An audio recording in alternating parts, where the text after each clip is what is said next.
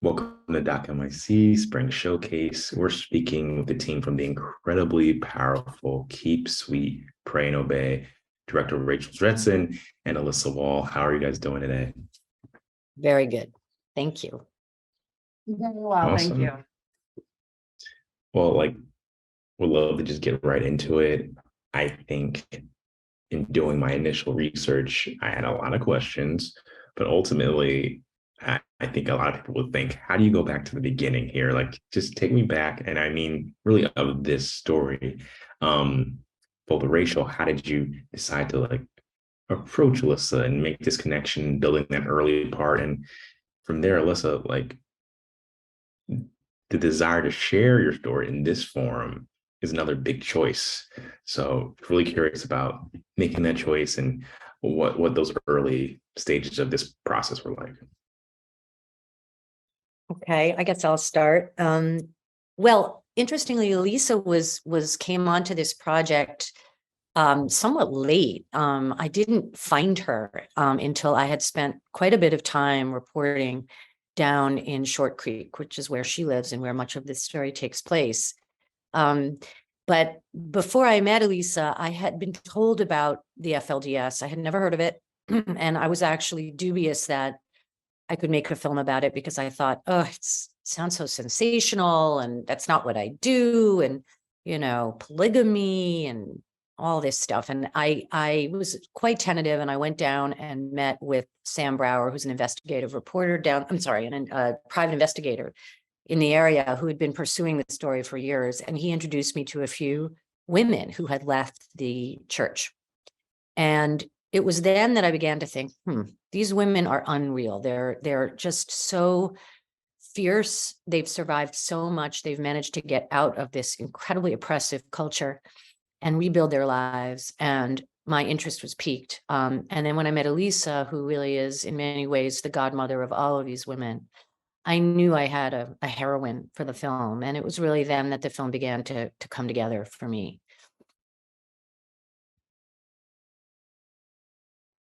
I love Lisa, this please part of the love. story. Yeah, I really do appreciate this part of the story because this is where I really got to be pleasantly surprised. By the time Rachel was doing her documentary, I had been an advocate and I had been actively reporting with everything from Oprah to Larry King. I had written a book. I had been very vocal with my story. And in that process, I had been very easily abused and manipulated by the media. And my purpose and my desire was to get the essence and the truth of the story. But as Rachel said, when most people hear about it, they only hear the sensational side of it. They hear of polygamy and they hear of multiple wives and abuse. And it's really difficult to really look at the essence that these are good people who, for whatever reason, are believing a way of life that is creating a lot of abuse. And through that process, I had been let down so many times. And I had kind of put up this major shield around myself about media because I just had lost faith in the ability to do good storytelling. And it was easy for me to just ignore people because I just didn't have faith that they would do justice to the story. And it was easy for me to just keep moving on. When Rachel did approach me, I really appreciated her approach in that she was very open and honest. And it wasn't this, oh, we're going to make it all pretty and great. It was, hey, I want the depth of the story. And through that relationship that we were able to build, then I was able to realize that this was a really good place for me to add my voice because the integrity of the story was what was at the heart of this documentary. And the ability to let the facts come to the surface and tell the story instead of trying to just sensationalize it or make the focus about just Warren Jeffs. My sister and I, who is also in the film, we often say we're tired of giving bad men good press. And that's what this documentary did for us, was it helped us to highlight what was actually important with the story. And it was the women who changed the narrative completely.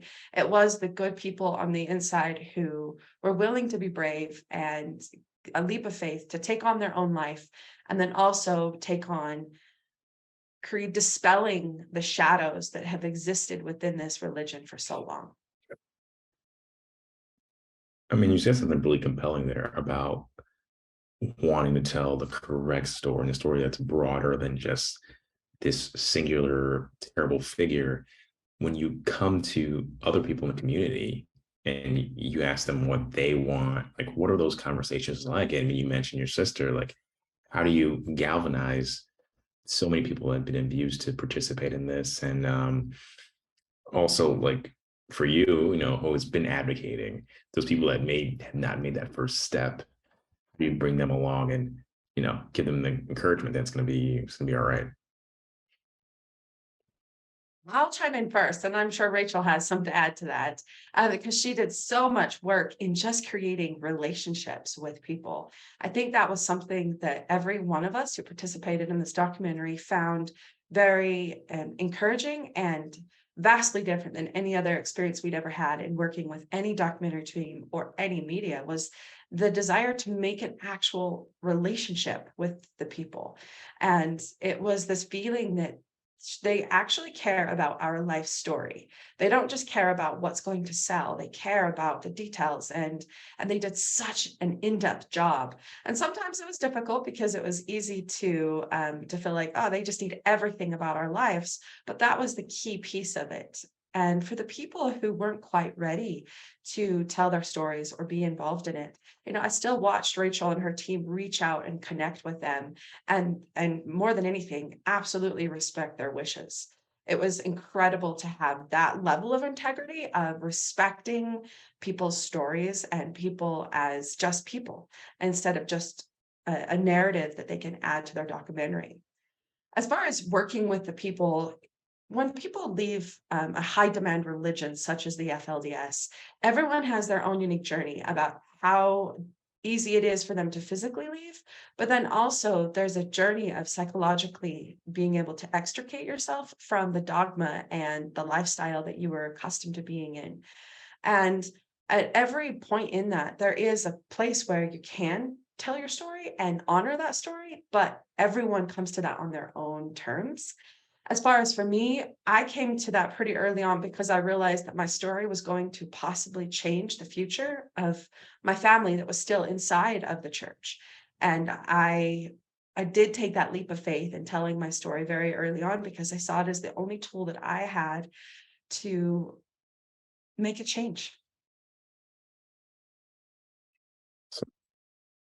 You want me to pick up on Rachel? that question, or do you have a different question you wanted to ask me? Oh, well, if you'd like to answer, I have more questions for you, but if you have something to say Okay. about your relationship building skill. I'll just say that, first of all, we had an almost exclusively female producing team on this project. So we were basically all women in the field, certainly up until we started doing the actual filming. And we spent months in the community building relationships, as Elissa says. And that really was the key, ultimately, I think, to making the series, because we really knew these people and they really knew us by the time we turned those cameras on. And we did extremely long interviews. Our interviews often ran 8 to 10 hours with some of our key participants, like Elissa. And that allowed us to pace ourselves, take breaks when we needed to, spread it out, and get into a level of sort of granular detail with people about their lives that I think created a lot of intimacy. So that's how it happened. I mean, it was really amazing to me. Like the thing, you know, in terms of the broadness of all the stories, the very, I want to call it small story, the smaller plot within the story was Joe and Ruby and their like Mm. teenage struggle and that whole thing, and really brought the reality of the world and the intimacy of the people to the forefront, which I found really impressive. Like, how did you, in these 8 to 10 hour interviews, decide, all right, we're going to focus on these moments and these moments, and just to build that narrative? There's so much to comb through. There's just a very organic process that happens, at least for me, when I'm working on a project, where you just feel it. I mean, certain stories emerge that just feel right and important. And it's like almost like a symphony tonally, where I think you have, in this case, in the case of the story of the FLDS, you have a very intense and often very dark storyline. which does not work narratively over 4 hours. You know, you need variety and you need range. And one of the great things about Joe and Ruby's story was that it was light, that it was something everybody could relate to. It was about a teenage crush. I think we often forget that these kinds of things happen even in these extremely, different environments, like the one in which these people grew up. And so when we learned that story, I just felt like we need that in a film. We need something people can root for, something that feels sweet and different tonally than the rest of what we're doing. So that happened. Broadly, like, oh, Elissa, were you going to say something? No. Okay. I mean, more broadly too, I mean, it's also a crime story. And I think that narrative is woven really well over the course of the 4 episodes. I'm just curious about, really, for both of you, what was important to include in that story. Rachel as a filmmaker, and then also Elissa, just as pretty much the main consultant who understands this whole experience. What was important to include, and what was like navigating these pieces to the story about like what actually happened. Well, I think, one of the good things about the fact that it's a crime story is that it gave the whole series a spine. The capture, arrest, and ultimately conviction of Warren Jeffs was a kind of narrative that we could hang everything else on, and gave a sort of urgency and suspense, obviously, to the whole series. That said, we really did fight very hard not to let it kind of take over the series, and to really weave it through the stories of mostly these women that we got to know so well. And that balance was just, a lot of fine tuning in the edit, between the true crime aspects of the story and the very human character based stories of these women who survived the FLDS, and ultimately people like Elissa, who stood up and took Warren Jeffs on.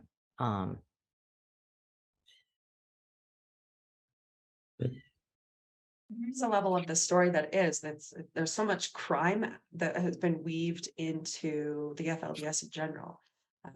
My growing up, my entire life, I knew my lifestyle was illegal. We were told from before we were born that polygamy was illegal, and so therefore we had to hide our lifestyle. And being raised in that environment where all of these things were happening, that I didn't realize all of them were necessarily crimes. But as I left the FLDS and I was able to get a different perspective, you realize the levels of child abuse, you realize the levels of being coerced, and all of the power and the control that was being done on these people, but more than anything, the sexual abuse that's happening. And for me, it's important to highlight that the crime aspect of this storyline, because one, this is happening in America, in modern worlds. And I think for a lot of people, we look at religion and it's easy to just want to put a blanket over it because we appreciate the freedom of religion, as we should have. But the FLDS as a religion, it became a petri dish of a lot of multi-layered crimes. And in my story, being able to focus on the crime aspect of it was what we used to ultimately bring Warren Jeffs down.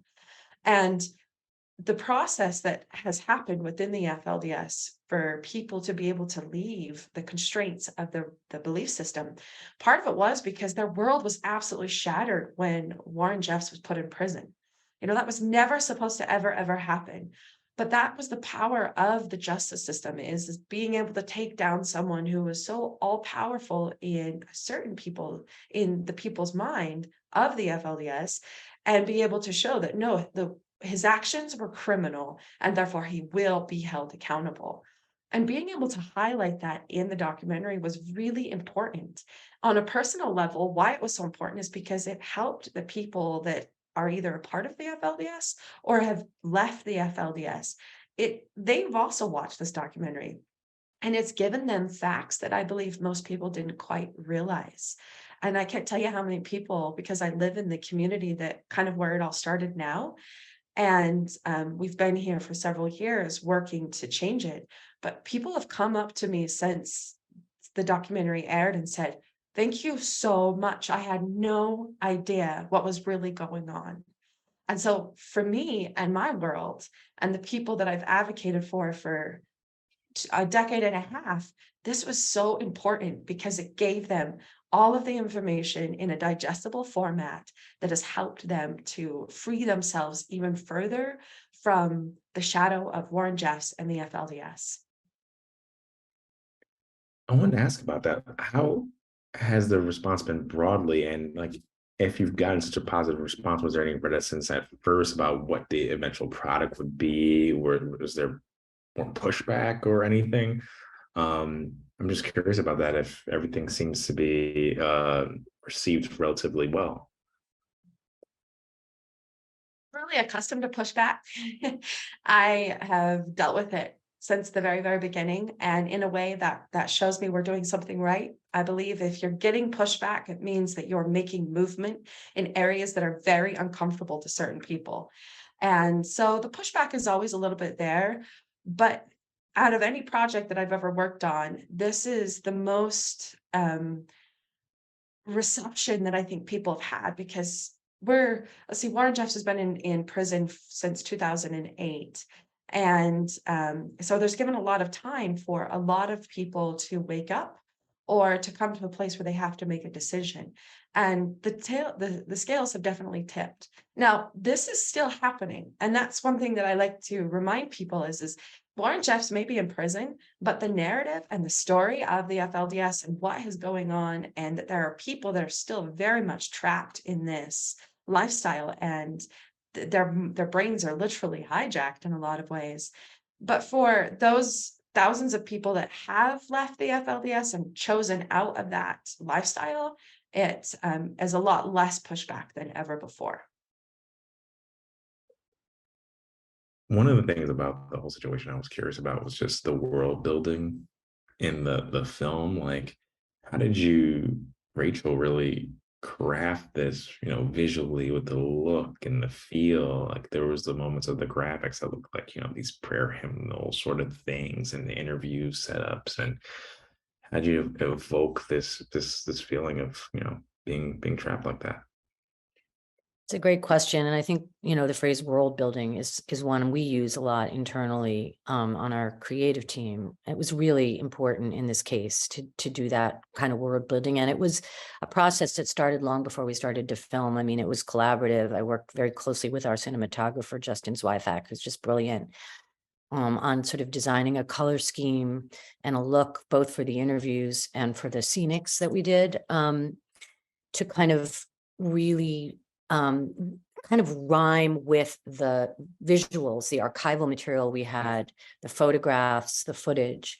And finally, the recreations, which were shot on Super 8 film, which was a pretty strong choice simply because, it wasn't actually historically accurate. I mean, most of these people had video cameras or digital phones to take video, but we felt like the look of the Super 8, the kind of grainy, slightly dreamlike look that it evoked really worked because it felt other. It felt like a world. It didn't feel familiar to us. And it was a bit of a risk, but I think it was a risk, that ultimately paid off. I mean, one of the things Elissa tapped into that was really, I think is really central to this story is that it's another world in the middle of ours. I mean, this was all happening. Stories that we tell in this documentary were happening while Obama was president. They happened very recently. They continue to happen right smack in the middle of our country. And I think we were really trying to make people feel like they were traveling into another world so that they could then step back with this sort of shock of recognition that this actually was happening now and here. So compelling. Like, that really stuck with me. Just to feel really what people were going through is viscerally really compelling. I'm really curious about how you guys decide to wrap up the series at the end. As Elisa has mentioned, this is something that's still ongoing, and the story is still happening, and it feels like you're getting to the end as a viewer, and you're like, wait a minute, like, how am I supposed to feel about this? And I'm just curious about those conversations as a filmmaking team, and how did you guys decide to approach that? Well, interestingly, we intended for the series to take us further forward in time than it ended up going. As Elissa says, there have been very dramatic developments in the last decade with the FLDS, even though Warren's in prison, and they continue to this day. As a matter of fact, there's a lot happening right now. And we thought we'd go there. What ended up happening was, as we started to put the series together, there was just so much story to tell, and 4 hours just could not really handle. You just couldn't handle as much of the stories we thought it could, and so we found ourselves deciding that we would stop the narrative when Warren went to prison, which was obviously a very central moment and the end of an era in many ways.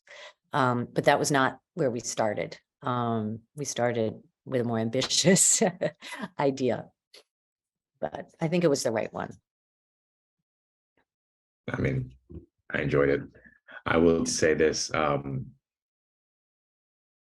of the things I was curious about, because of both learning the interview length and the breadth of all of the relationships you had to make, were there any, I guess, surprises even for you, Elisa, about things people had told you, or parts of just this huge labyrinth of a narrative that may have just been lost in the cracks? Or what was that like? Was there anything that just stuck out to you in these interviews, or stories that you're like, oh my God, this is something I didn't know, or even just little musings that may have been lost over the time?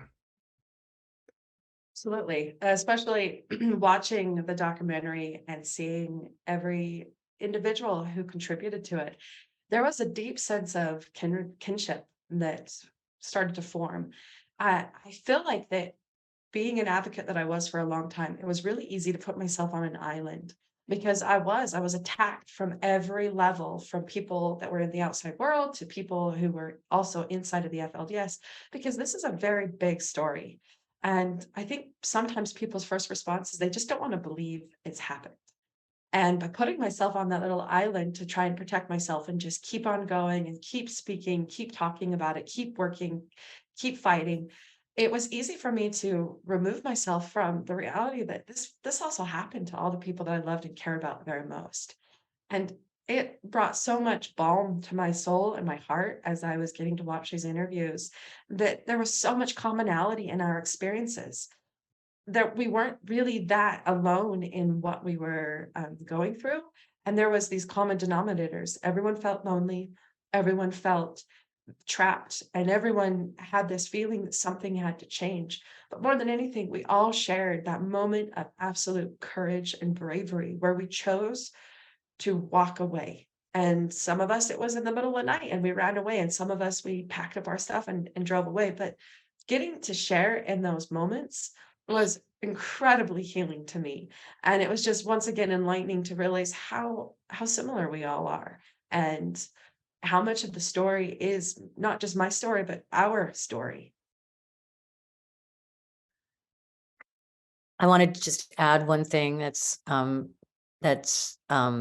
I think important to say, which is Elissa, I hope it's okay for me to say this, didn't watch the documentary for quite a while. She was really like, I kept kind of texting her and being like, so have you seen it?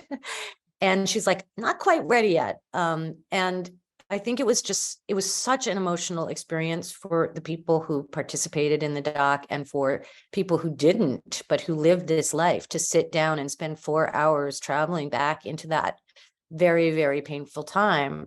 That it was an experience unto itself, I think, for them. You could, can make a documentary just about the experience of watching the documentary, honestly.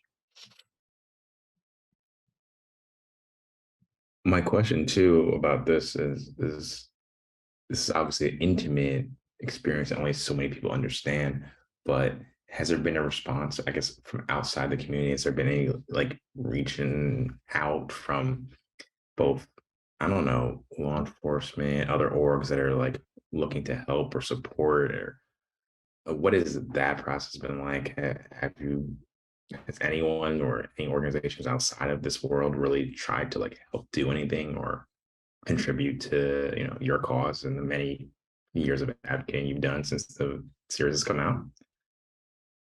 I'll just jump in and say, hell yes.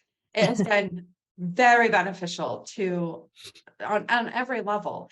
We have had a lot more support from law enforcement on every scale, all the way to the very top of the federal government, because I think they see it now. It's not just crazy women coming in and trying to weave a story to them. It's easy to grasp now. And as far as support from around the world, it has been breathtaking and humbling to see the response from around the world. Because not only is this really helping the people of the FLDS, but I have thousands, I mean, truly thousands of messages from women and men from around the world that have reached out to me and explained how impactful this documentary was to their life. And even though their story wasn't exactly the same, they would share in detail the common denominators in the story, and what it felt like to be stripped of your own identity and whatever it may be. It was so beautiful, and it brings tears to my eyes even right now talking about the ripple effect that this documentary has had in the world. And I feel very lucky that I'm one of the few people that get to see that, because people will reach out to me via Instagram or Facebook or email or even my website and take that time to let me know how important this documentary was for them to see, but then also how much encouragement it has brought to the world. Awesome. Very, very, very, very, very powerful, Lisa.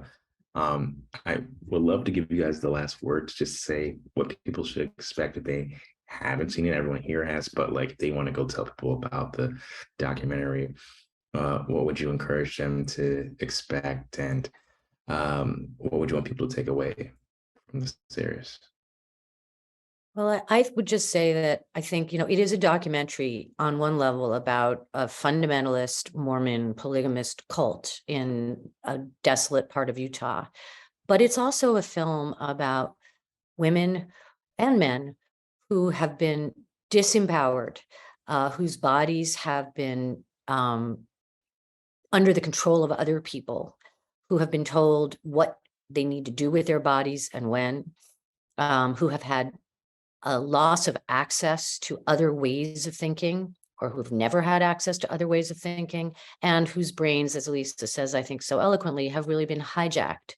In that sense, and it is a story of people who had the courage and the fortitude to find a way against all odds to leave that, to escape that, and to make new lives. And in that sense, I think actually there's a lot about this story that is much bigger than the strange world in which it represents.